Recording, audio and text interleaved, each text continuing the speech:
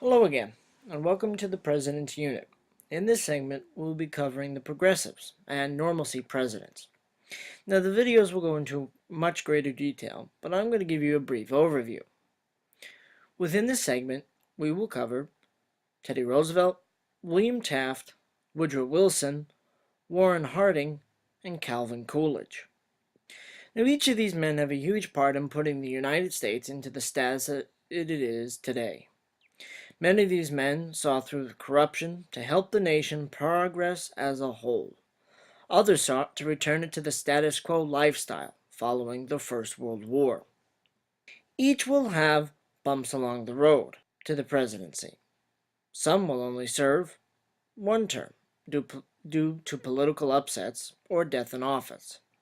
Let's move forward and talk about some of the key events of each of these presidential terms.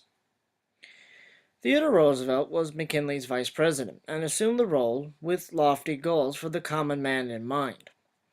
Pushing fair business and safe food items for consumers got the ball rolling.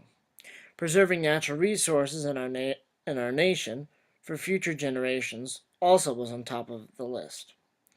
He was a very much larger-than-life figure for the United States. Taft, no pun intended, was also a larger-than-life president and continued many of Theodore Roosevelt's progressive ideas. He, although did not seem to live up to Theodore Roosevelt's standards, to which Theodore Roosevelt tried to kick him out of the presidency with a re-election upset.